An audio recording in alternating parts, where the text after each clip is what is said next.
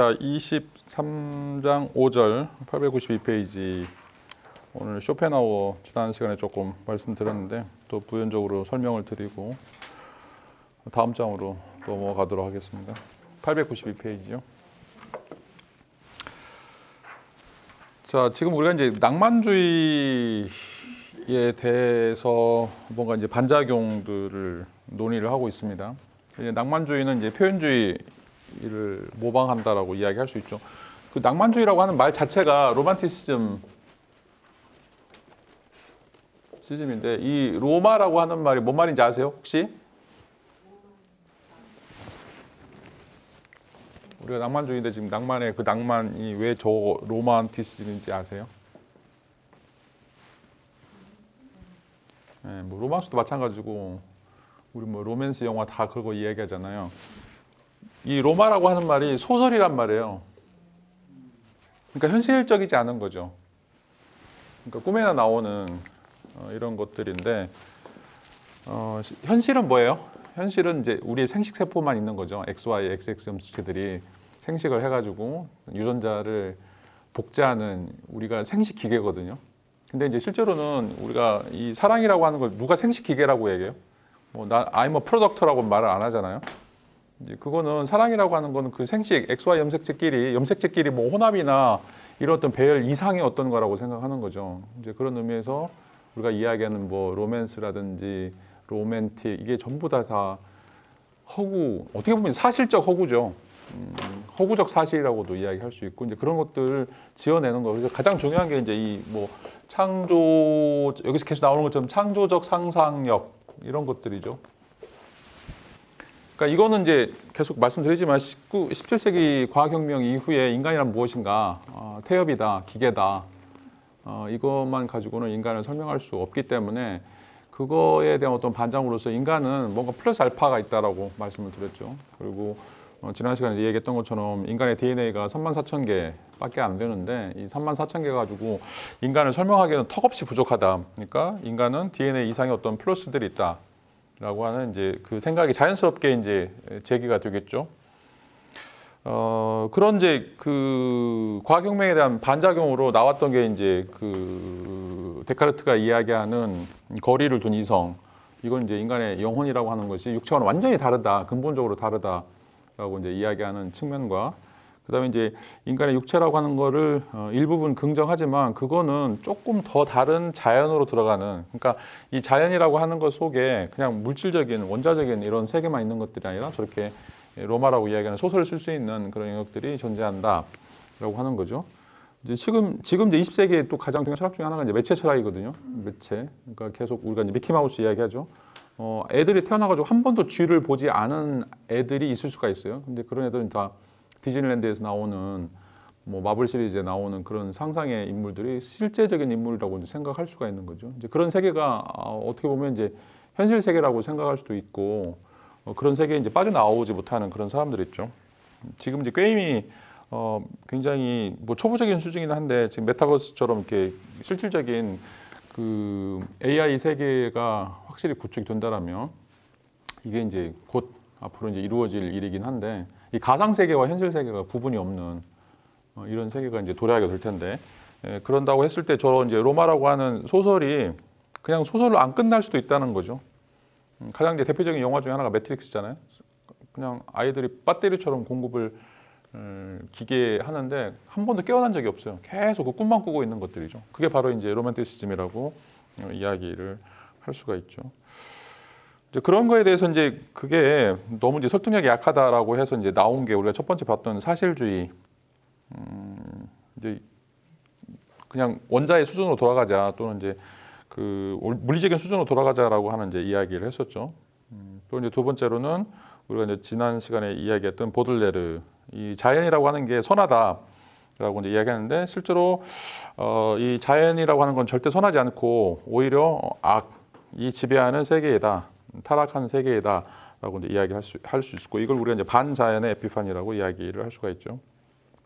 그러니까 낭만주의는 이제 선의 에피파니, 자연은 선이고 그것이 에피파니의 어떤 내용이라고 이야기를 했었는데 뭐 그걸 이제 우리가 존재 에피파니처럼 명확하게 X라고 구분할 수 있든 아니면 이제 그 자기 충족적인 에피파니든 그런 의미에서 뭔가 이제 아리송하지만 하여튼 뭔가 그 선이 우리를 지배한다라고 이야기를 하든 어떤 지고선 또는 이제 절대선이 이제 있다라고 하는 주장은 똑같이 에피파니가 갖고 있는 이제 내용이라고 이야기를 할 수가 있습니다. 자, 오늘은 이제 세 번째로 이제 야생적 에너지를 갖고 있는 자연. 그러니까 이제 낭만주의에서는 자연은 선이었다라면 보들레르에 있어서는 자연은 악으로 갔었고 세 번째는 이제 이 자연은 그냥 야생적이다. 이게 선도 아니고 악도 아니다. 이건 계속해서 우리가 평준화라고 이야기했었죠. 평준화. 자, 평준화는 기본적으로 선과 악이라고 하는 것이 구분되지 않는다라고 하는 거죠. 어떻게 접속안에 따라서 선이 되기도 하고 어떻게 접속안에 따라서 악이 되기도 한다라고 하는 것들이죠. 자, 이제 가장 중요한 이제 특징 중에 하나가 세계는 이제 이런 어떤 선도 아니고 악도 아닌 어떤 것에 의해서 지배를 당하고 있다라고 하는 이제 주장이 바로 이제 쇼펜하우어의 이제 의지다라고 이야기를 할 수가 있습니다. 893페이지 이제 두 번째 문단 보시면 이제 어떤 힘이 존재한다라고 얘기하는 거죠. 모든 것에 영향을 미치는 힘이 존재하는데 쇼펜하우어는 그것은 이제 의지. 이걸 이제 우리가 절대 의지라고 이야기할 수 있어요. 인간이 갖고 있는 의지도 있기 때문에 이건 이제 인간의 개별적인 의지와 조금 비교해서 이야기한다면 절대 의지 또는 뭐 세계 의지 또 뭐 의지 그 자체 이렇게 우리가 명칭을 부를 수도 있겠죠. 자, 그런데 이제 그것은 그 다음 줄에 있는 것처럼 야생적이고 맹목적이며 결코 만족되지 않는 그리고 이제 통제받지 않는 것이다라고 이야기를 할 수가 있어요.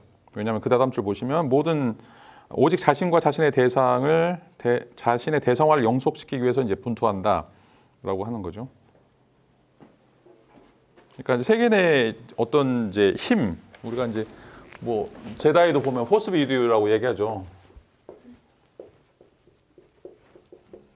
그 힘이 이제 너희가 함께하기를 바라는데 이 힘도 항상 선의 힘이 있고 악의 힘이 있잖아요. 그래서 이제 제다이는 선의 힘을 가지고 있는 거고, 그 다음에 이제 악의 힘을 가지고 있는 건 누구죠?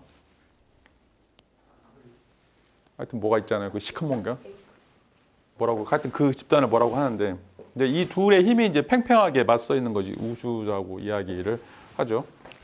자, 근데 이제 이거 그 자체, 이걸 이제 우리가 의지, 쇼펜하우어가 이야기하는 이제 의지다라고 이야기를 할 수가 있는데.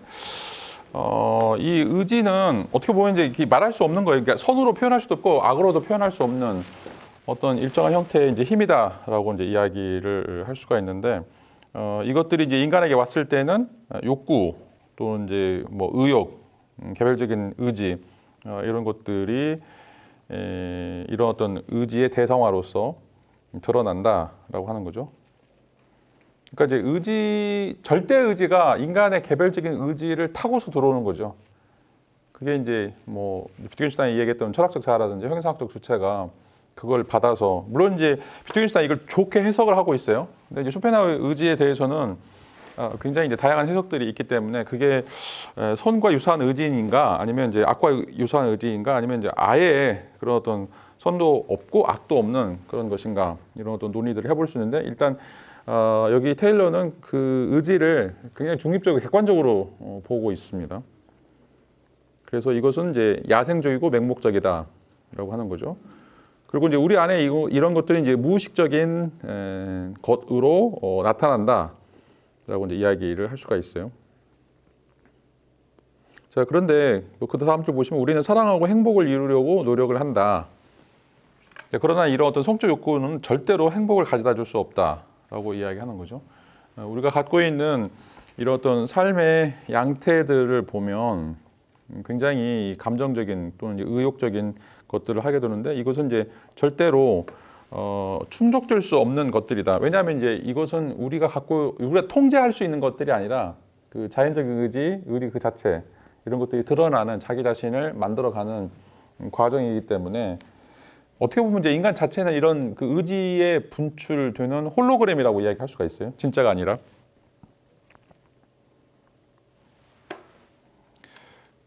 자, 쇼펜하우어는 이제 이런 것들을 설명을 하면서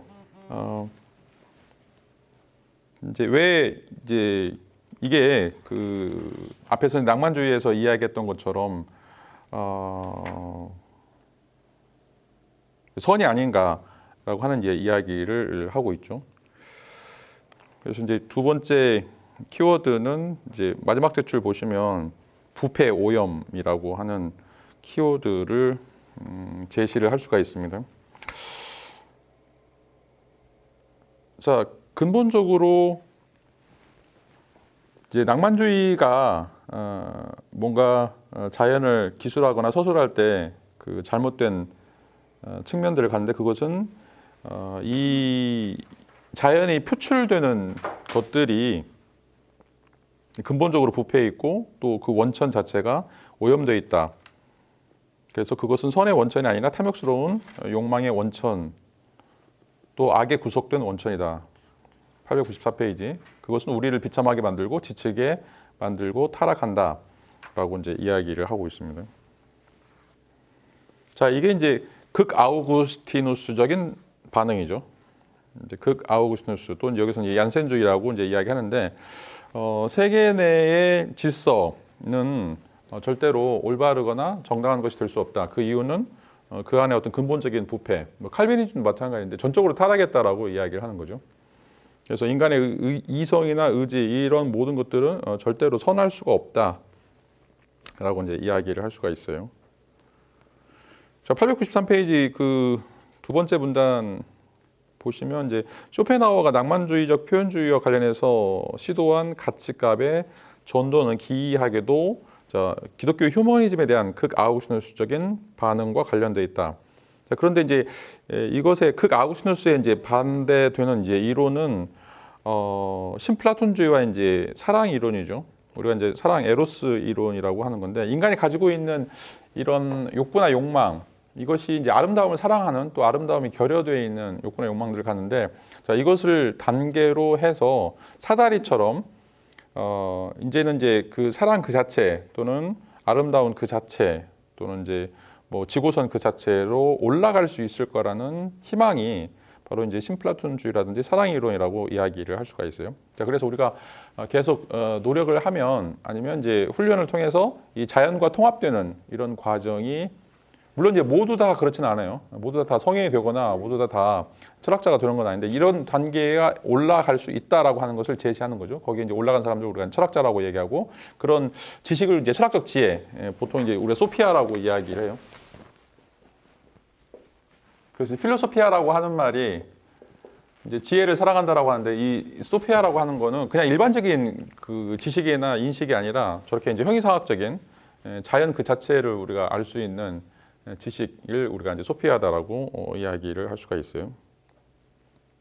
그래서 이제 그 아리스토텔레스에서도 이제 이야기하는데, 실천적인 것을 다루는 학문을 이제 테크네라고 이야기해요. 우리가 이제 보통 기회라고 이야기하죠. 실천. 뭔가를 할 수 있는 그런 능력들이죠. 우리가 알 수가 있는 뭐 익숙지라든지 뭔가를 행할 수 있는 그런 어떤 지식들을 전부 다 이제 기회라고 이야기를 하고 있어요.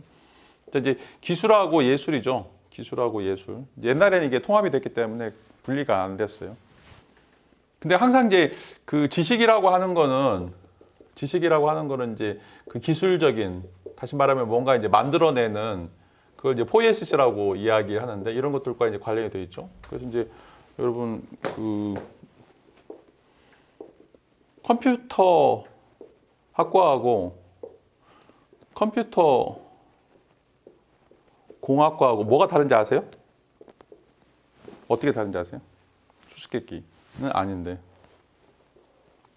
둘 다 커리큘럼 거의 똑같아요. 근데 뭐가 다를 것 같아요? 이건 옛날에는 전자계산학과라고 얘기했어요.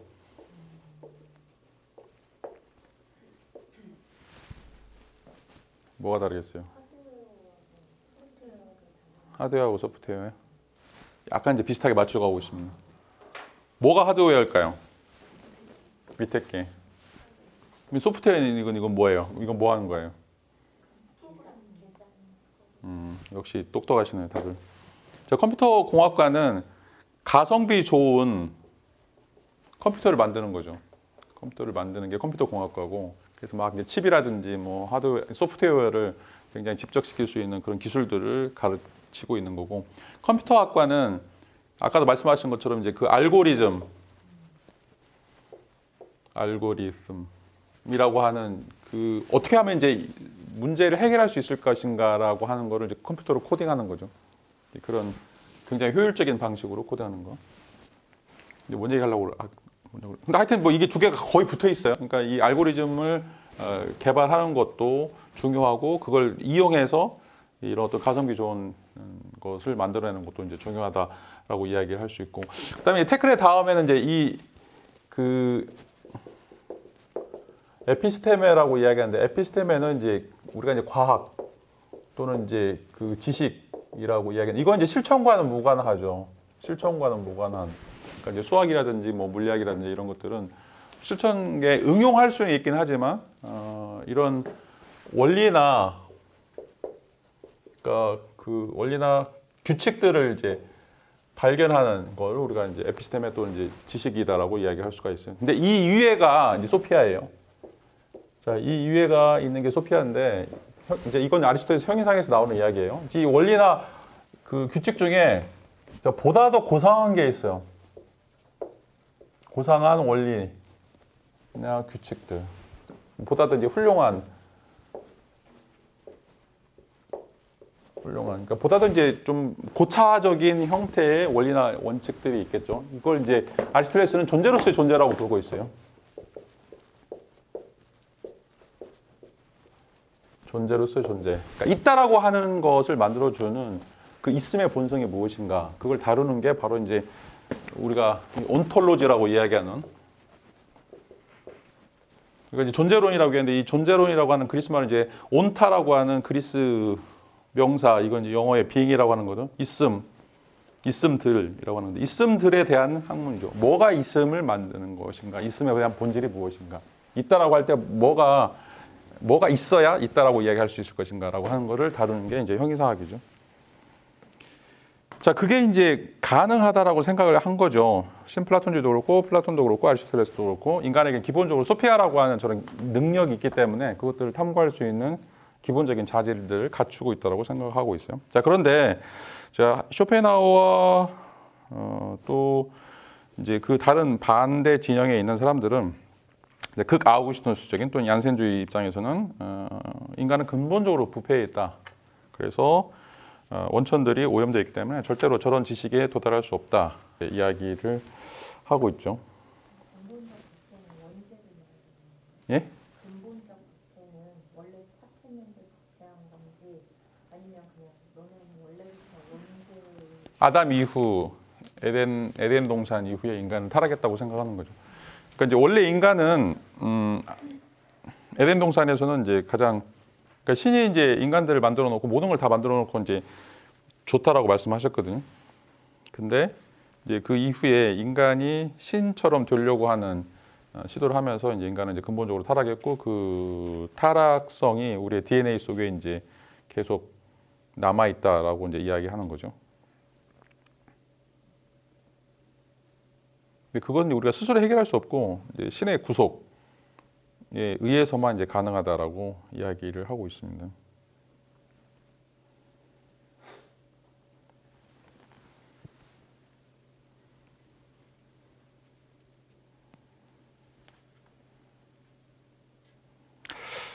자, 이제 그 다음에 그 세 번째 이제 키워드 중에 하나가 895페이지 보시면 이제 그 무력감과 열등함인데,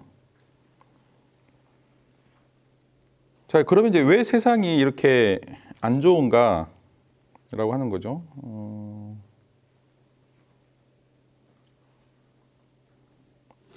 자, 895페이지 위에서 하나, 둘, 셋, 네 번째 줄 보시면, 자, 이제 이 세상이 오염되어 있다라고 하는 거, 그리고 인간이 아무리 노력해도 저런 어떤 지식에 도달할 수 없다라고 하는 이제 이유를 우리가 두 가지 찾아볼 수 있는데, 하나는 위에서 다섯 번째 줄처럼 자신을 어떤 식으로든지 특별히 저열하거나 조화를 이루고 있지 못한 존재로 보는 측면, 그다음에 그 다음 줄 보시면 두 번째로는 그것이 사물의 본성이다라고 하는 측면이라고 이제 이야기를 할 수가 있어요.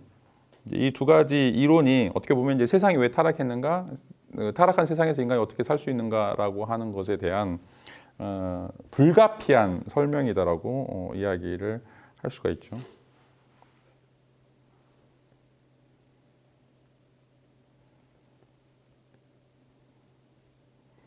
자, 그런데 이 두 가지 이 이론들 중에서 이제 쇼펜하우어가 택하고 있는 이론은 이제 이거를 사물의 본성 탓으로 돌리는 거예요. 다시 말하면 의지 자체가 자기 자신을 대상화하면서 인간을 이용하기 때문에, 인간의 안에 들어오기 때문에 인간이 아무리 노력하고 발버둥 친다고 하더라도 그 의지 자체가 갖고 있는 그 무의식적인 또는 굉장히 거친 야생적인 힘에 의해서 인간은 휘둘릴 수밖에 없다라고 하는 그런 어떤 주장들을 하게 되죠. 자, 그래서 그 895페이지 가운데 두 번째 문단 보시면, 자, 이런 방식이 해방적이다라고 하는 건데, 자, 해방적이라고 하는 것은 이제 인간의 부담을 덜어준다는 거죠. 끊임없이 죄의식을 갖고 살 수밖에 없는데 거기서 해방된다라고 하는 건데, 자, 루터의 극아우구스투스적인 감수성에게 죄는 우리가 보편적으로 겪는 곤경이다. 자, 이 루터도 마찬가지고 종교 개혁가죠. 루터도 마찬가지고 아우구스투스도 이제 마찬가지고. 자, 그들이 제시하고 있는 죄라고 하는 거는 인간이 보편적으로 겪는, 우리가 이제 불교에서는 이제 고해라고 이야기하죠. 인간이면 태어나자마자 아프고 힘들고 이렇게 고통을 당할 수밖에 없다라고 하는 게 이제 디폴트 값으로 주어지는 거죠. 자, 그리고 여기서 벗어나는 것도 우리 능력 밖의 일이다라고 하는 인식. 자, 우리가 고통 당하는 것도 그렇고 이것으로부터 해방되는 것들도 그렇고 전부 다 우리의 힘에 달려 있지 않다라고 하는 이제 그런 이론이 바로 쇼펜하우어가 제시하고 있는 이제 의지의 특징이다라고 이제 이야기를 할 수가 있어요. 자, 그러면 이거는 이제 어떤 식으로 인간을 해방시키는가라고 할 때, 그러니까 자기가 아무리 노력해도 이런 어떤 그 악의 구덩이 또는 삶에서 근본적인 고해를 지날 수밖에 없다라고 이제 이야기를 하는 거죠. 자, 이런 어떤 문제에 대해서 가장 또 고민했던 사람이 이제 까뮈인데, 까뮈는 이제 시지퍼스라고 하는 이제 소설에서 어떻게 인간이 살아갈 것인가라고 하는 거죠. 그러니까 인간이 살아가는 삶은 이제 우리가 부조리라고 하는 거를 벗어날 수가 없어요. 그러니까 이제 쇼펜하우어 의지 개념이 실존주의에서 이제 부조리 개념으로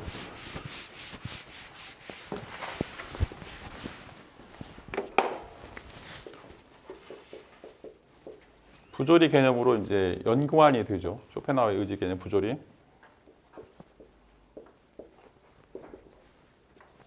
앱서더티라고 이야기하죠. 아까도 말씀드렸는데 제가 고속도로 가고 있는데 갑자기 돌이 튀는 거예요. 제 유리가 깨졌어요. 차유리. 그래서 오늘 50만 원 깨졌어요. 아, 이게 왜 나한테 일어나냐고. 내가 뭔 잘못했는데. 근데 이제 이런 일들이 인생에서 비일비재하잖아요. 전혀 담배도 안 피고 술도 안 먹었는데 뭐 간경화 걸린다든지 아니면 뭐 암으로 돌아가신다든지.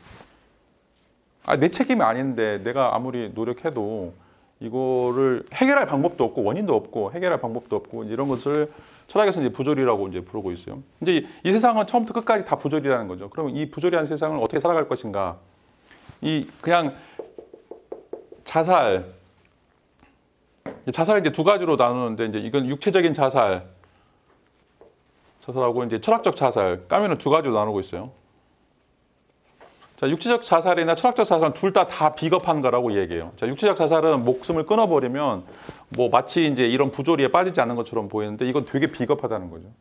또 이제 철학적 자살은 자, 이게 모두 다 신의 뜻이야 라고 믿어버리는 거예요. 종교적인 체험이나 종교적인 이데올로기를 이걸 그냥 흡수해버린 거죠. 자, 이것도 안 좋은 거죠. 왜냐하면 자기 자신임을, 자기 어떤 고유함이라고 하는 걸 포기하는 거라고 이야기를 할 수가 있어요. 자, 그러면 자살이라고 하는 건 옵션에 안 들어가요.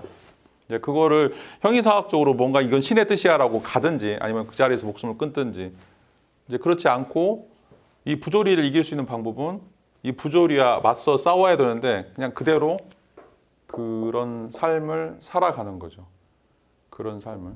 다시 말하면 이제 시지포스가 여기서 이제 잘 아시죠? 제우스한테 그 형벌을 받아가 영원히 형벌을 받아주고 돌을 계속 산호에 올려놓으면 다시 떨어뜨려요. 제우스가 다시 올라가고 엄청 욕하겠죠. 엄청 욕하는데 까민도 그렇고 시지포스도 그렇고 여기서 계속 하나씩 계속 올리는 거예요. 자, 이게 이제 부조리에 맞서는 방식이다라고 이야기하는 거죠. 이걸 즐기는 거죠. 그러니까 신이 어떤 형이상학적인 원리가 나 자신의 어떤 그 존재에 대해서 뭔가 형벌을 준다고 하더라도 내 자신 또 나의 영혼을 무너뜨릴 수는 없는 거죠. 내가 이걸 즐겨버리면. 자, 이게 이제 어떻게 보면 부조리를 이길 수 있는 어떤 방식이다라고 이야기하는데, 제가 이제 엊그저께 뭐 한 지난주인가 틱톡에서 그런 이야기를 들었었는데, 그 수학을 누가 제일 잘하는지 아세요? 수학을 누가 제일 잘할까요? 네, 수학. 수학자. 그런다 하지 말라고. 자, 뭐 대부분 첫 번째 다 머리 좋은 사람들이 수학할 거라고 생각하잖아요. 굉장히 머리 좋은 사람들. 근데 이제 머리 좋은 사람들은 아주 소수이고, 머리 좋은 사람들도 포기하는 경우들이가 또 많이 있죠. 풀리지 않는 그런 문제들도 많이 있고. 그래서 이제 나온 게 그 용기 있는 사람이 수학을 잘한다라고 얘기해요. 그럼 뭐 수학 문제 풀면서 아자아자 막 나 이거 풀 수 있어. 이건 내가 풀어야 돼 뭐 이렇게 해가지고. 근데 이제 이것도 용기가 있는 것처럼 보이는데 실제 이제 용기는 아니죠. 이제 그 사람이 이야기할 때 이제 용기 있는 사람은 뭐냐면, 오늘 수학 문제 풀다가 안 풀리는 거예요. 다음 날 일어나요. 또 풀어보는 거예요. 또 안 풀려요. 그 다다음 날 또 풀어보는 거예요. 그러니까 대부분의 사람들은 하루 이틀 하면 때려쳐요. 아, 나는 이제 아니구나. 내가 이거를 뭔 부귀 영화를 누리겠다고 내가 이런 문제를 푸나 이렇게 고민하는데, 정말 수학을 잘하는 사람은 그걸 포기하지 않고 계속 끊임없이 풀고 안 풀리죠. 당연히 안 풀림에도 불구하고 그거를 하는 거죠. 그러니까 뭐 저도 이제 유학 생활할 때 제가 이제 그리스로 유학을 갔었는데, 저도 나름 똑똑하다고 생각했는데 거기 가니까 완전 바보가 되는 거예요. 그거 아시죠? 아무리 뭐 준비를 하고 간다고 하더라도 애들하고 경쟁이 안 되고, 그다음에 이제 대학에 들어가면 강의 시간에 정말 하나도 못 알아들어요. 여기도 CNN에 있는 것처럼 무슨 말인지 하나도 알 수 없고, 정말 그 쪽팔릴 때는 뭐냐면 남들 웃을 때 내가 못 알아듣는 거. 그때는 진짜 인생 허무하다고 생각하는 거죠. 그리고 이제 그 책을 읽어서 대학원 수업을 하려면 따라가려면 책을 읽고 가야 되는데, 자, 단어를 찾는 게 그때는 지금 전자사전도 없는 거예요. 그냥 일일이 사전 찾아가지고 해야 되는데 한 페이지 읽는데 거의 2시간 내지 3시간씩 걸려요. 근데 수업은 50페이지 내지 100페이지씩 나가요. 미치죠. 자, 그런데 마지막까지 학위를 하는 사람하고 못하는 사람은 그걸 계속 찾는 거예요. 2시간이고 3시간 바보처럼 멍청하게 계속 그거를 하는 사람은 뭐 5년 뒤에 10년 뒤에 학위를 받는 거고, 그거를 못하면 못 받는 거예요. 그래서 실제로 유학 가가지고 학위 받고 돌아온 사람 20%도 안 돼요. 80%는 중도 포기하는 거예요. 뭐 그게 S대가 됐든 뭐 Y대가 됐든 그건 상관이 없어요. 그걸 못하는 거죠. 사법시험도 이제 마찬가지예요. 사법시험도 2년, 3년 뭐 8과목이든 10과목이든 그걸 앉아서 해야 되는데 그걸 10번 이상 봐야 되거든요. 그러니까 못하기 때문에 사법시험에 통과를 못하는 거죠. 그러니까 자기는 그거가 불가능한 거예요. 그래서 저희 이제 법전원도 서울대 출신들 많은데 변호사 못하는 사람 많아요. 조국도 마찬가지인데. 왜? 그게 안 돼요, 그게. 그걸 2년, 3년 앉아가지고 그 법전을 계속 봤다, 틀렸다 이게 안 되는 거죠. 뭐 이 윤석열 대통령이 뭐 9번까지 봤다고 그러는데 보통 사람은 그렇게 못 해요. 그게 이제 진정한 용기라고 하죠. 근데 이제 까뮤가 그렇게 이야기하는 거예요. 앱소루티를 어떻게 극복할 거냐? 그냥 맞서서 싸우라는 거죠. 그게 그러니까 오늘 50만 원 내면서도 확 욕하면서도 하여튼 그걸 즐기라는 거죠. 보통 사람은 잘 안 돼요. 이제 그거를 좀 약간 이제 뭐 이야기식으로 간단하게 좀 설명을 드렸는데, 자, 그거를 이제 쇼펜하우는 어떻게 이야기하냐면 895페이지 마지막 뒷줄에 자, 불교적 관점을 이제 지지하면서 우리가 어떻게 해방을 할 것인가? 이거는 일상적인 삶을 변화시키면서 성취되는 것이 아니다라고 얘기해요. 그러니까 막 일상적인 삶에서 뭔가를 막 이렇게 지지고 볶고 막 개혁하고 이거가 아니라 그냥 자아와 의지 모두에 대해서 완전히 벗어나는 데 있다. 그러니까 해방하려면 자아와 의지 이거 전부 다 포기하라는 거예요. 전부 다 그냥 아예 그냥 의지에다 맡겨버리라는 거죠. 이게 머리 쓰고 뭔가 잔머리 굴리면 절대로 이제 그게 불가능하다라고 이제 이야기를 할 수가 있어요. 자, 인생의 중요한 순간마다 이제 이런 고민들 하죠. 특별히 이제 결혼식 앞두고 이제 깨지는 경우들이 되게 많잖아요. 그러니까 이제 고민하는 거죠. 내가 이 남자, 이 여자 만나가지고 과연 평생을 살 수 있을까? 항상 장고는 무리수를 두게 돼 있어요. 그러니까 오래 생각하면 항상 이상한 거를 하는 거죠. 예. 그러니까 이제 저도 이제 유학 나가면서 제가 93도에 나갔었는데 과연 내가 가서 뭔가 성공할 수 있을까 좀 두렵더라고요. 마지막까지 비행기표 끊는데. 자, 근데 이제 그냥 몸을 싣는 거죠. 그냥 결혼하는 거예요. 자, 이게 일상생활을 고치는 거하고 그냥 의지나 자아를 포기하는 거하고 완전히 다른 점이에요. 그러니까 그냥 운명에 맡기는 거죠. 자, 이게 그렇죠. 흘러가는 대로 놔두라는 거죠. 이게 쇼펜하우어 생각이에요. 왜냐하면 내가 아무리 발버둥 쳐봤자 안 된다는 거죠. 내가 이 남자하고 뭐 평생 살겠다 그러는데 지금 뭐 이혼율도 50%가 넘고 내가 이 여자하고 반드시 헤어지겠다라고 생각하는데 막 안 찢어지고 막 계속 평생을 해로하는 사람도 많고 그런 거죠. 자, 이게 이제 쇼펜하우어가 생각하는 그 의지를 따르는 이런 삶이 이제 궁극적인 해방이다라고 하는 거죠.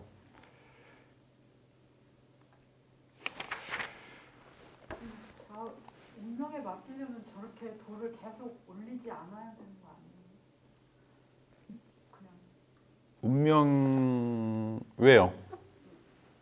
자아와 의지 모두에서 벗어나라, 포기해라 그런 뜻이라면 저걸 즐기면서 막 저렇게 올릴 필요가 없지 않나요? 거꾸로 생각해 보세요. 거꾸로요?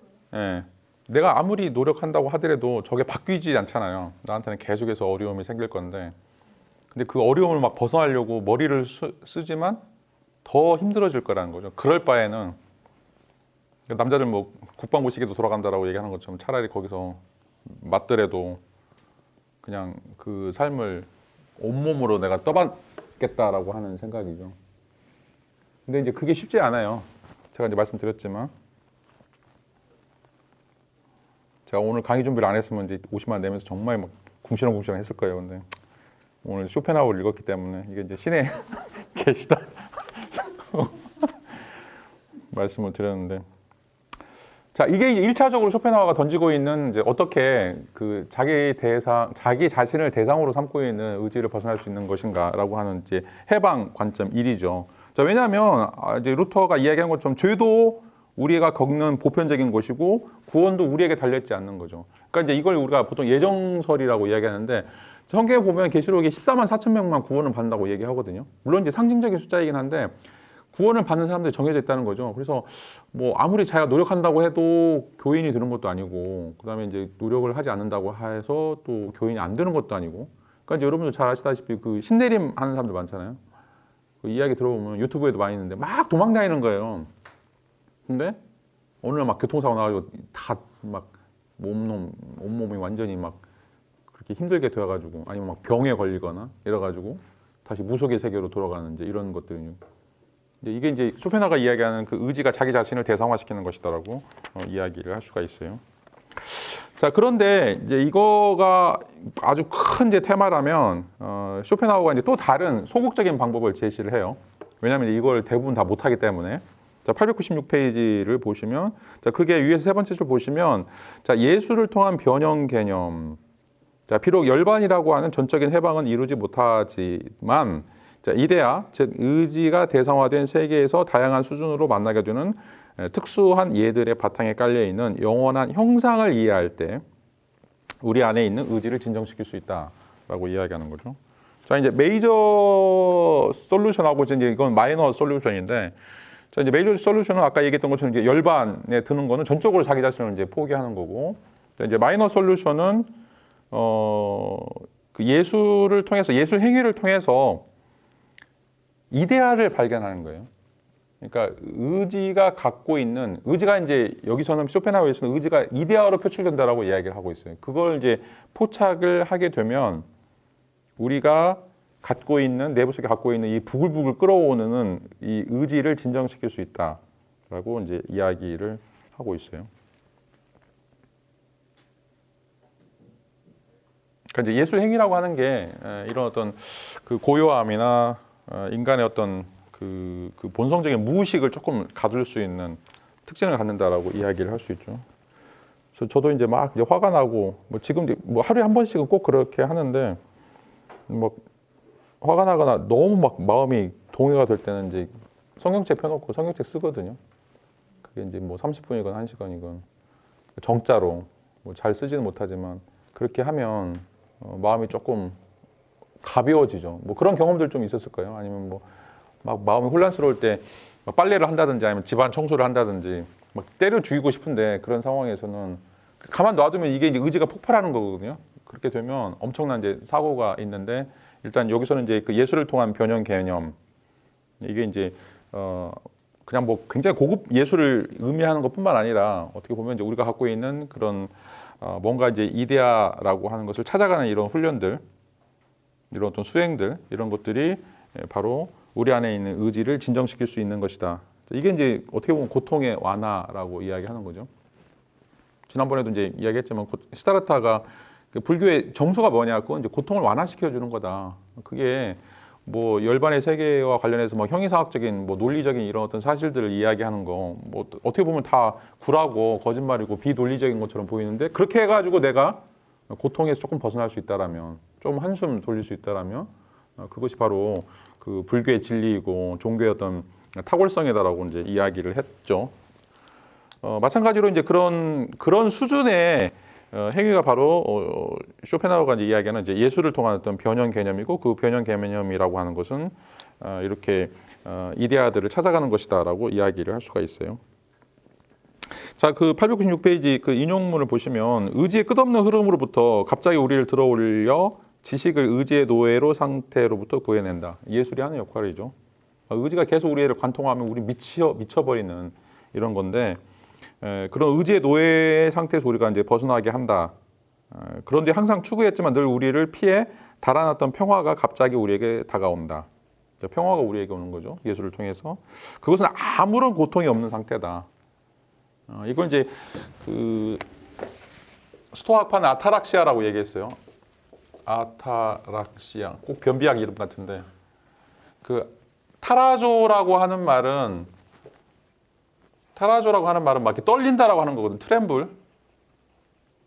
근데 이제 아가 붙어가지고 떨리지 않게 하는 거죠. 그러니까 마음의 동요 상태가 그치는 상태를 이제 아타락시아라고 이야기하는데, 그 스토아 철학이 갖고 있는 가장 궁극적으로 우리가 도달해야 될 상태가 이제 저런 아타락시아라고 하는 거죠. 막 속이 부글부글 끓는데 그것들이 딱 그 아무런 고통이 없는, 그러니까 우리 머릿속에 이제 있는 어떤 번민들, 이런 것들이 이제 고통을 일으키는 거죠. 항상 염려하고. 그 얘기 혹시 아세요? 할머니가 이제 짐 보따리를 엄청 큰 걸 들고 택시에 탔어요. 택시 기사가 할머니 무거운데 짐 내려놓으시오 그랬더니 할머니 뭐라고 한지 아세요? 답을 하시네.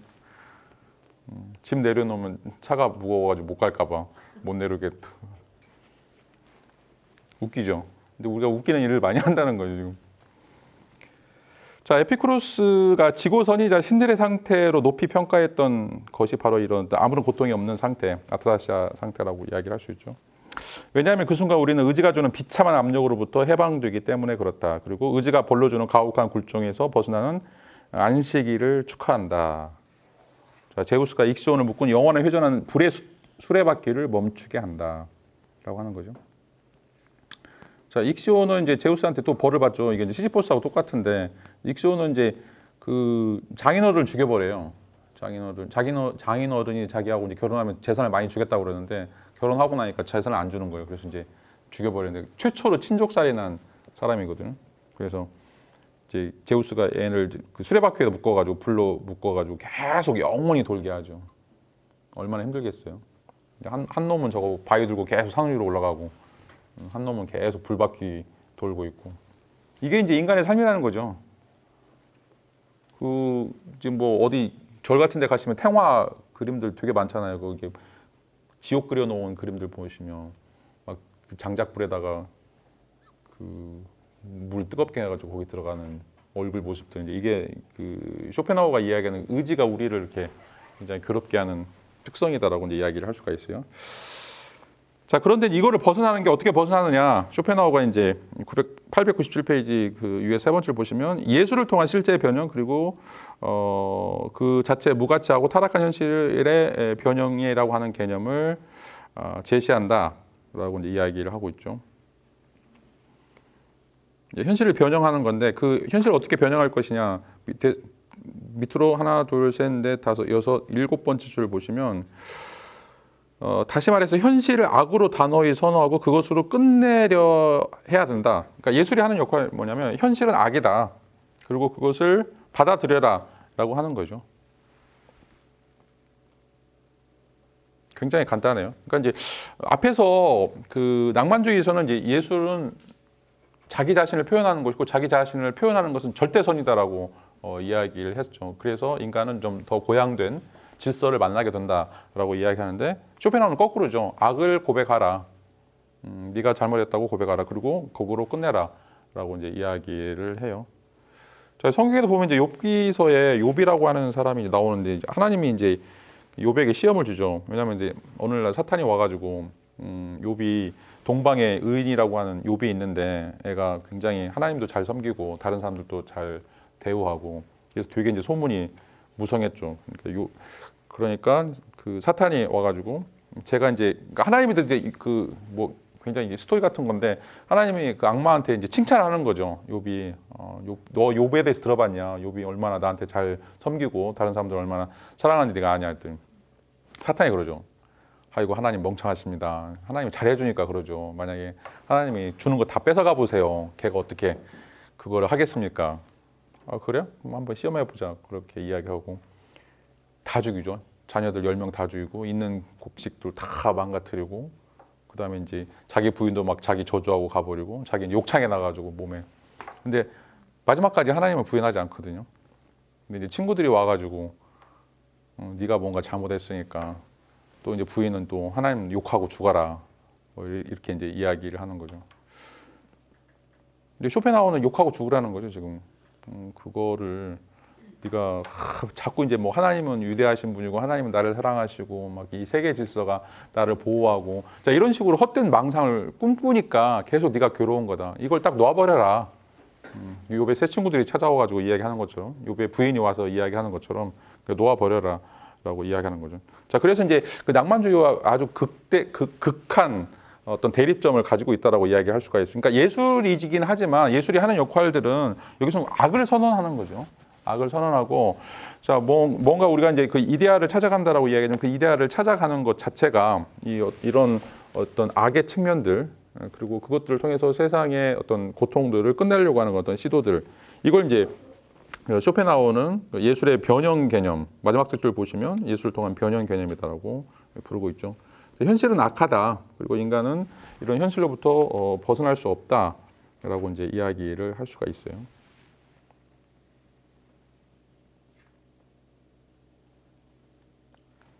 자, 그런 얘기들 이제 895페이지 이제 니체가 받아서 비극의 탄생에선 또 쇼펜하우어 생각들을 좀 더 구체화시키고 있죠.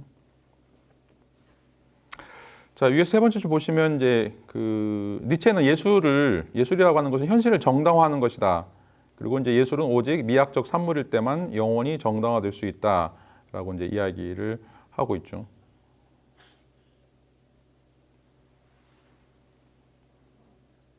그러니까 이런 어떤 예술을 통해서 그런 이데아들을 우리가 인식하고 그런 이데아를 통해서 이런 어떤 부조리 또는 이제 현실적인 악 이런 것들을 이제 깨닫는 이런 것이 바로 이제 예술적인 것이고 이런 미학적 산물일 때만이 우리가 살고 있는 삶이 조금 더 안정될 수 있다라고 이제 이야기를 하고 있죠. 자, 예수를 통한 변형은 더 이상 완전한 해방을 향해 나아가는 고통받는 존재를 위한 휴식에 불과한 것이 아니다. 자, 이제 낭만주의가 했던 것들 중에 하나이죠. 인간이 이 예수를 통해서 완전한 어떤 해탈. 왜냐하면 이제 그 자기 자신을 완전히 분출시킬 때 가장 지고선을 만날 수 있고 어떻게 보면 자연과 하나가 될 수 있기 때문에 그것으로부터 우리가 고통을 피할 수 있을 거라고 생각하는 거죠. 이게 이제 헛된 망상이다라고 이야기를 하는 거죠. 니체도 마찬가지고 쇼펜하우도 이제 마찬가지고.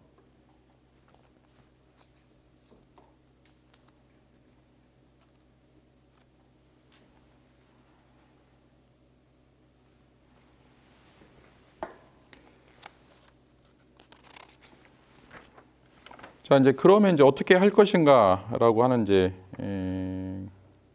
것과 관련해서 그 899페이지 이제 위에서 두 번째를 보시면 자, 바그너의 일부 악절에서 이제 우리는 음악은 의지의 직접적인 그림이다라고 하는 생각의 힘을 실제로 느낄 수 있다. 그러나 이 모든 것은 의지로부터의 도피가 아니라 독일 문화와 정치의 새로운 재형성을 돕는 것이다. 세상은 다시 만들어져야 한다. 삶은 다시 한번 의미 있는 것이 되어야 된다. 그것은 비극을 통해서 변형될 것이다. 라고 하는 거죠. 이건 이제 그 네 번째 키워드로 이제 재창조라고 하는 거죠. 그러니까 이제 이 예술을 통해서 세계를 다시 만들어야 한다. 새로운 재형성을 돕는 것이다. 라고 하는 이제 이야기를 하는 거죠.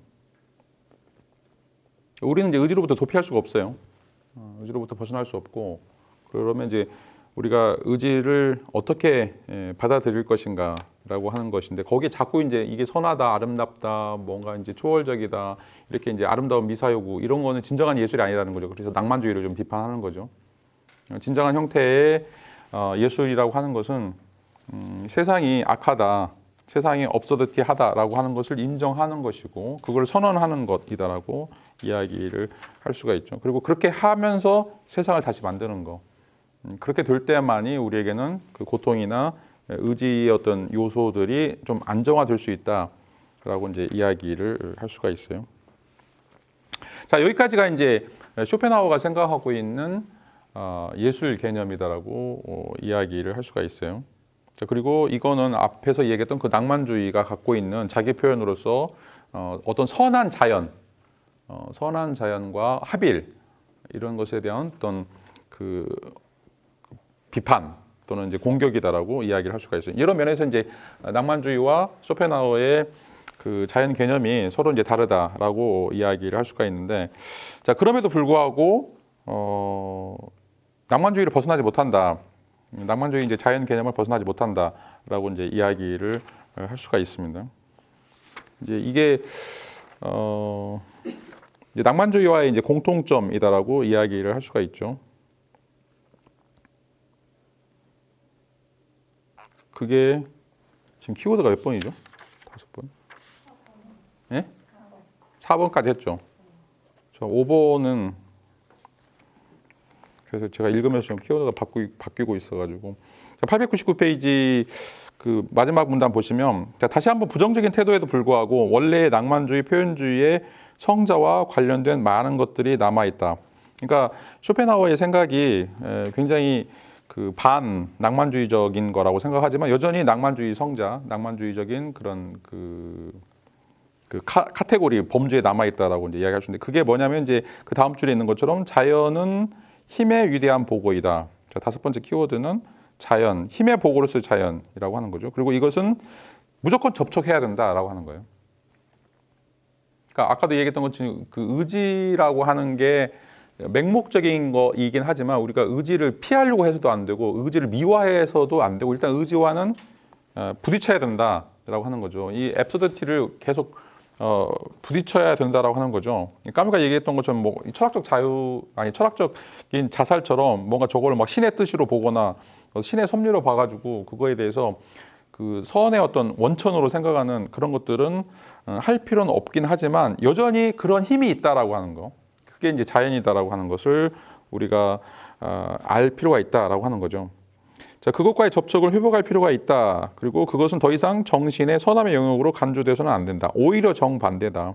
자, 그렇지만 이 자연으로부터 차단되면 건조하고 공허하고 단조롭고 협소하고 움츠러진 삶을 살 수밖에 없다라고 하는 거죠. 그러니까 이제 그럼에도 불구하고 우리가 이 자연을 돌아가야 된다라고 하는 건데, 자, 그런 어떤 자연은 어떤 것인가? 900페이지 그 다음 페이지 보시면, 자, 우리는 이처럼 부글부글 끓어오는 권력의 원천을 디오니소스적인 원천이다라고 이야기를 할 수가 있어요. 쇼펜하우어는 이걸 이제 디오니소스적인 원천. 자, 그 이거 니체식인 용어인데, 니체의 비극의 탄생에서 보면 서양 문화는 두 가지로 나눠 볼 수가 있죠. 여러분 잘 알다시피 이제 그 아폴론은 이제 태양의 신이죠. 자, 빛. 우리가 이제 라틴어로 룩스라고 얘기했는데, 또 이제 뭔가 이성. 그래서 이제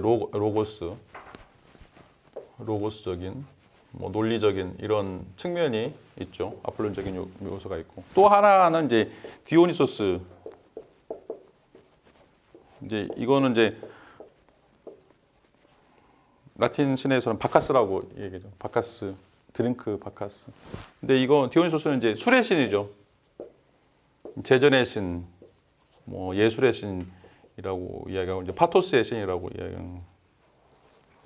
그래서 이제 그리스에서는 바카스 제전, 뭐 디오니소스 제전이 일어나는데 술을 엄청 먹고 사람 때려 죽이고 성적으로 음란하고 그런 거가 많죠. 왜냐하면 인간이 갖고 있는 아까도 얘기했던 것처럼 이제 파토스적인 그 정욕 이런 것들이 있는데, 우리는 이제 계속 이게 좋은 거라고 생각하는 거죠. 이게 이제 지킬 박사죠. 박사예요. 여기 이제 하이드고, 누구나 다 이 지킬 박사와 하이드를 가지고 있다는 거죠, 우리 내부적으로. 근데 이 지킬 박사만 진짜고 하이드는 마치 존재하지 않는 것처럼, 이건 지하실에 있는 거고 저거는 뭐 빌딩에 있는 거고 이렇게 착각하면서 사는 건데, 쇼펜하우어 이제 이런 관념을 깨라고, 니체도 이제 마찬가지고. 초인은 절대로 아폴론에서 나올 수 없어요. 디오니소스, 이게 어마어마한 힘이죠. 그게 이제 어떻게 보면 인간이 가지고 있는 그 위대성이다라고 이야기할 수 있고, 초인이라고도 이야기할 수 있는 거죠. 그러니까 인간과 동물의 차이점을 이제 구분해 보면 뭐 다른 것도 있긴 하지만, 제가 볼 때는 뭐 제 생각은 아니지만 파괴력이라고 생각하거든요. 그러니까 호랑이나 사자는 배고플 때 뭐 또 생식 기간에 뭐 한두 마리 죽이고 말아요. 왜냐하면 배고프니까 한 마리 잡아먹거나 양 한 마리 잡아먹거나 뭐 소 한 마리 잡아먹고 그러죠. 근데 인간은 어떻게 해요? 히틀러가 600만 죽였죠. 스탈린은 1000만 죽였고, 모태똥은 얼마나 죽였는지 몰라요. 그러니까 인간이 뭔가 하여튼 뭐 여자들도 막 화가 나면 그렇다고 치는데, 하여튼 인간이 악해지면 그 깊이나 그 한계가 도저히 측정이 안 되는 거죠. 그게 이제 여기 디오니소스적인 요소라고 하는 거죠.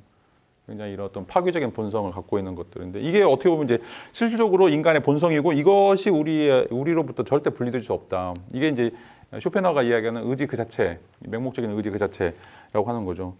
그래서 그 인간이 자꾸 이제 이성을 통해서 이거를 브레이크를 걸려고 하는 건데, 실질적으로는 자연 자체가 저런 어떤 비이성적인 것이고 디오니소스적인 것이다라고 이제 이야기를 할 수 있죠. 그래서 900페이지 두 번째 문단 보시면, 자연을 도덕과 무관한 힘의 거대한 보고이자 우리가 접촉해야 될 것으로 보는 이 관점, 이게 이제 그 쇼펜하우어의 예술론의 출발점이다라고 이야기를 할 수가 있으니까, 자연이라고 하는 건 선도 아니고 악도 아니고, 이거는 도덕과 무관한 아주 어마어마한 힘이다, 포스다라고 이야기를 하고 있죠. 자, 이게 이제 20세기 와서는 이제 야수파, 초현실주의, 문학에서는 로렌스 이제 이런 방식으로 가게 되는 거죠. 인간이 갖고 있는 이런 그 디오니소스적인 속성들, 다시 말해 이성을 초월하는 이런 어떤 속성들이 어떻게 보면 이제 초인이 되어가는 그런 과정이다.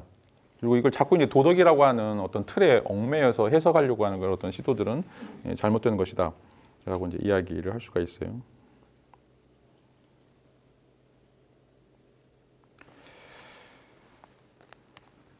자, 물론 이제 뭐 다른 얘기도 할 수 있긴 하지만, 900페이지 밑에서 둘낸 6번째를 보시면, 그 낭만주의에 대해서 부정이지만 또 동시에 이제 낭만주의와 연속성을 갖고 또 낭만주의로 수렴되는 것을 우리가 쇼펜하우어의 이론에서 예술 이론에서 찾아볼 수 있는데 그 가장 대표적인 것이 바로 그 표현 능력에 대한 의식이죠. 인간은 낭만주의에서는 어떤 아폴론적인 표현 양식, 표현적인 능력을 얘기했다라면 쇼펜하우어는 디오니소스적인 측면에서 그런 어떤 표현 양식들을 이야기하고 있다. 그래서 의지를 두드려서 이건 이제 세계 의지죠. 이건 이제 맹목적인 야수적인 의지를 두드려서 아름다움으로 바꿀 수 있는 것은 인간만이 갖고 있는 창조적인 상상력의 명시화 덕분이다라고 이야기를 하고 있죠. 그래서 현실을 굴절시키고 변형시키는 인간적 상상력의 힘은 쇼펜하우어적인 전환에서 극대화되어 나타난다라고 하는 거죠.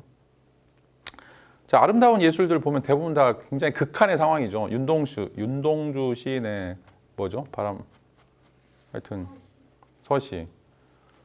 그게 감옥에서 나왔다는 거 믿기지가 않잖아요. 아주 처절한 사람들. 그리고 제가 어저께 뭐 하다가 보니까 그 유관순 말고 누구죠? 남자? 얼굴만 떠오르네. 안중근. 안중근이 하얼빈 거기에서 책을 2권이나 썼더라고요. 제정신이에요. 그러니까 이제 뭔가 그 문화나 문명이라고 하는 게 굉장히 그 고도로 발달되어 있는 어떤 사회에서도 이제 많이 나오기는 하지만 실질적으로는 어떤 전쟁의 상황, 굉장히 극한의 상황, 인간의 어떤 고통이 아주 그 급격하게 형성되어 있는 그런 상황에서 정말 이제 예술의 꽃이 피우고 문학의 꽃이 핀다라고 이야기를 할 수가 있죠. 그러니까 노래도 보세요. 다 사랑인데 다 헤어질 때 사랑이잖아요. 좋을 때 사랑 노래는 안 나오잖아요. 뭐 내가 너를 사랑했는데 다시는 네 편지를 다 찢어버리고 싶다 뭐라는 건지. 그러니까 문학도 그렇고 예술도 그렇고 어떻게 보면 이제 그 현실적으로는 굉장히 이성적이거나 이런 어떤 낭만적인 그런 수준에서 등장하기보다는 이제 디오니소스적인 굉장히 파토스가 막 너무 자기가 감당할 수 없을 정도로 폭발적이거나 아니면 자기 자신을 막 들들들 볶는 이런 상황에서 이게 이제 어떻게 보면 현실을 굴절시키고 변형시키는 거죠. 정말 나는 미칠 것 같는데 그거를 극복하려고 하는 것이 바로 이제 현실을 굴절시키고 변형시키는 것이다라고 이야기를 할 수가 있어요. 자, 901페이지 첫 번째를 보시면 이제 그러한 변형들은 예술의 에피파니는 존재자들의 변형, 다시 말해서 탈정신화된 현실이나 타락한 자연 또는 도덕과 무관한 의지와 관련되는 것이다. 자, 이게 이제 에피파니를 이야기한다라고 하는 측면에서는 이제 낭만주의와 관련이 돼 있지만 실질적으로 그 내용은 탈정신화된 현실이거나 타락한 자연 또는 이제 도덕과 무관한 의지 이런 것이다라고 이야기를 할 수가 있어요.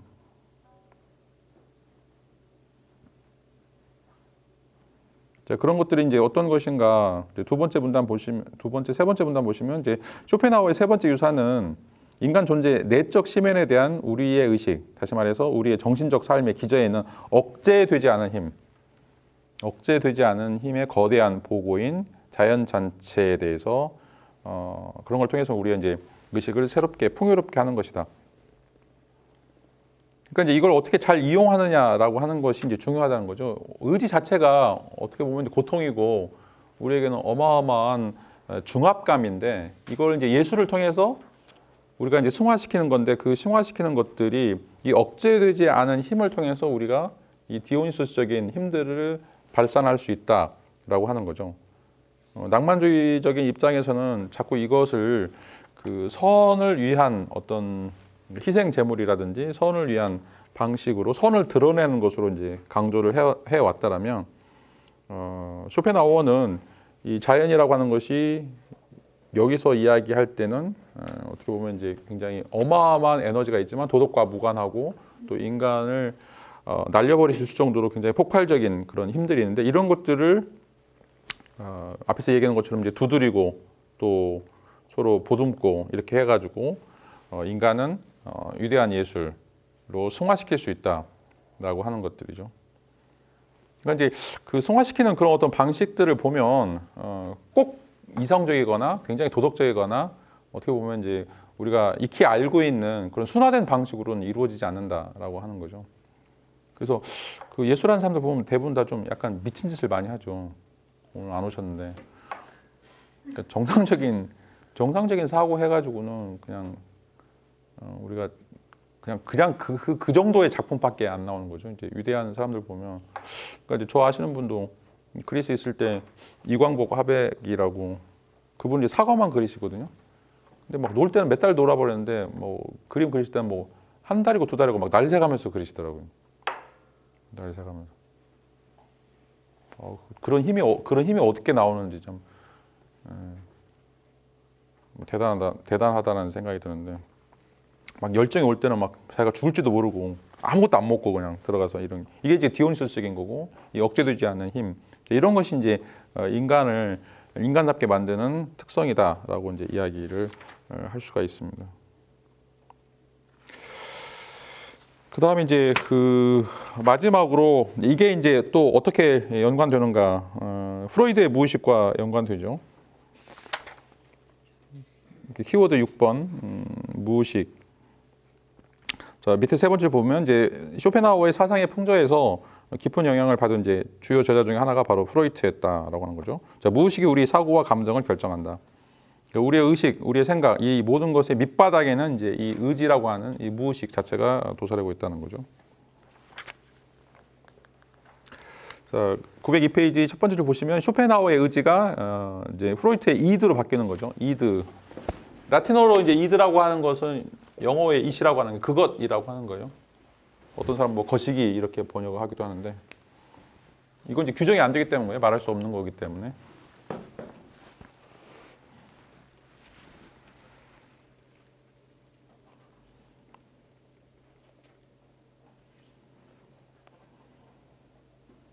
자, 그런데 이제 프로이트는 이제 뒤에도 이제 읽어보시면 알겠지만, 이거를 이제 어떻게 억압할 것인가, 슈퍼에고, 이드하고 슈퍼에고하고 초자아가 있죠. 이제 이 둘이 싸워가지고 에고라고 하는 순화된 형태의 자아가 등장하죠. 어떻게 보면 이제 이 슈퍼에고는 데카르트가 이야기하는 이제 거리를 둔 이성이라고 얘기할 수가 있어요. 이성. 그러니까 무게 중심이 어디냐, 이드냐, 아니면 이제 이 슈퍼에고냐라고 하는 것에 따라서 뭔가 이제 달라질 수 있는데, 기본적으로는 쇼펜하우어는 디오니소적인 요소를 이야기하기 때문에 이드에 대한 강조를 이야기하고 있지만, 프로이드는 이제 그 개념을 따오긴 했지만 실질적으로 이제 슈퍼에고를 통해서 순화된 자기 자신을 드러내는 그런 것들이 강하다라고 얘기할 수 있죠. 그래서 프로이트는 이런 내적 세계에 대해서 데카르트적인 태도를 취하죠. 그런 세계를 대성함으로써 그것을 거리두기의 태도로 이해하고, 그런 어떤 집착, 공포, 강제로부터 우리를 해방시키는 것을 목표로 한다. 그러니까 디오니소적인 요소가 발산되는 그런 어떤 집착이나 공포나 이 강제로부터 우리를 끄집어내려고 하는 그런 어떤 시도다라고 이제 이야기를 할 수가 있습니다. 자, 프로이드가 한 것은 내적 심연의 직면에서 우리의 자유와 침착감, 거리를 둔 주체의 존엄성을 되찾으려고 하는 훌륭한 시도였다라고 이제 이야기를 하는 거죠. 자, 근데 이제 그 쇼펜하우어 입장에서 보면 인간은 이런 식으로 설명하려고 하는 것은 벌거벗은 임금님하고 똑같은 거죠. 자기는 옷을 전혀 입지 않았음에도 불구하고 입은 것처럼 하려고 하는 그런 시도. 자, 이게 대부분의 이제 아폴론적인 그런 시도라고 이야기할 수가 있어요. 우리가 이성적 사고를 해야 된다. 사유화시키는 것도 마찬가지죠. 문명화시키는 것도 마찬가지고.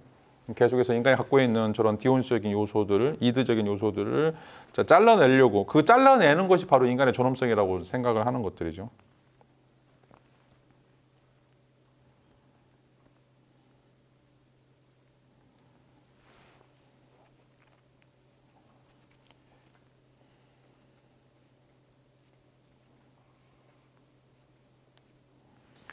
뭐 마지막 밑에 세 번째 보시면 이제 이런 이론을 받아들일 수 있는 사람들은 쇼펜하우어적인 세계의 내적 집착과 두려움, 그리고 여러 분투들에 직면했을 때 종종 실제로 약간의 거리를 두거나 얼마간 침착감을 잃지 않을 수도 있는 형태를 띠게 되었다. 쇼펜하우어의 생각이 무서운 거죠. 이렇게 살아야 된다. 앞에서도 이야기했던 이런 어떤 갈등들이 계속해서 존재하게 된다. 이성적으로, 도덕적으로 뭔가 자기 자신을 고양시키는 것이 진정한 형태의 이제 인간의 모습인지, 아니면 쇼펜하우어가 이야기하는 억제되지 않는 어떤 힘, 이 내적 심연, 이런 것들을 더 개발하고 그런 것들을 승화시키는 어떤 예술이 진정한 형태의 예술인지. 그래서 뭐 야수파도 그렇고 초현실주도 그렇고 자꾸 이제 그 모럴을 넘어서려고 하는 그런 어떤 시도들, 뭐 이제 성적인 거가 됐든지 아니면 사회적 규범 같은 것도 됐든지 이런 것들이 쇼펜하우어가 이야기하는 그런 어떤 의지의 발현, 디오니소적인 발현으로서 도덕을 초월하려고 하는 그런 이제 인간의 시도다라고 이야기를 할 수 있는 거죠. 그리고 그것만이 어떻게 보면 인간을 인간답게 만드는, 그리고 잠시 인간이 뭐 열반에 들어갈 수는 없긴 하지만 그런 어떤 의지를 진정시킬 수 있는 이런 형태의 삶이다라고 이제 이야기를 할 수가 있습니다. 그러니까 굉장히 이제 의지 때문에 우리가 복잡하고 힘들고 이런 상황에서 자꾸 이성적으로 행동하라, 뭔가 사회적 규칙을 따르라라고 이제 이야기하면 그것에 따라가지 못하는 거죠. 그러니까 뭐 우리가 80년대, 90년대 초반 이제 그 민주화 운동 할 때 보면 뭐 사회적 불우가 있어서 그런 운동을 했다라고도 할 수 있지만 제가 볼 때는 대부분의 사람들은 그거 안 하면 미치기 때문에 했던 것 같아요. 독립운동도 마찬가지고 분명히 이제 독립운동도 자기가 하면 뭐 역사에 뭐 얼마 많이 남겠어요. 독립운동 후손들이. 근데 그 아까도 이제 안중근 의사도 이제 마찬가지인데 안중근 의사도 전기를 읽어보니까 잘 사는 집이었어요. 굉장히 잘 사는 부유한 사람인데 이제 일본 을사 조약이 이루어지면서 그거 다 팔고 학교 만들고 그다음에 이제 뭐 의병들 모집하고, 그러니까 굳이 그렇게 살 필요 없거든요. 그냥 친일하고 그냥 자기 있는 할아버지 대대로 내려오는 그 뭐 거기도 좀 아버지가 진사하고 할아버지가 뭐 좀 했던 것 같은데 그렇게 살면 되거든요. 근데 그걸 못 견디는 거죠. 이제 이런 어떤 그 것들, 그러니까 기존의 질서나 그런 어떤 삶의 양태에 대해서 절대로 이성적으로 따지면 그렇게 사는 것이 나한테 훨씬 더 이익이고 어떤 효용성인 측면에서 공유적인 입장에서는 그게 타당하지만 난 그렇게 못 살겠다는 거죠. 그렇게 못 살고 그런 것을 넘어서야 되겠다라고 하는 것을 설명하는 그런 또 원천이 바로 쇼펜하우어의 그 의지로서의 표상의 세계이고, 또 여기서 이야기하는 디오니소스적인, 니체가 이야기하는 디오니소스적인 그런 요소다라고 이제 이야기를 할 수가 있어요. 그래서 인간의 어떤 본질이 뭐냐, 인간의 자아가 어떻게 형성되는 것인가, 단순하게 이제 압론적인, 그 논리적인, 이성적인 뭔가 이제 내적인 그런 어떤 침착함이라든지 질서들이 인간의 존엄성을 만들어 주는 것인가, 아니면 인간을 인간답게 만드는 것이 뭐 폭풍우처럼 돼 있는 거긴 하지만 그래서 이제 낭만주의도 마찬가지고 하여튼 인간이 가장 위대했던 시대들을 보면 뭐 괴테가 얘기한 질풍노도의 시기거든요. 질풍노도의 시기. 그러니까 절대로 안정적인 거에서는 뭔가 안 나오는 거죠. 뭔가 이제 폭풍우처럼 뭔가 휩쓸고 쫙 가야 뭔가 위대한 것이 나오고, 아까도 얘기했던 전쟁 상황에서 뭔가 이제 그 밑바닥을 쳐봐야 인간의 삶이 무엇인가에 대해서 뭔가 이제 새로운 성찰들이 이루어진다라고 이야기를 할 수가 있습니다. 자, 여기까지 하시고 한 10분간 쉬었다가 다시 이어서 설명드리도록 하겠습니다.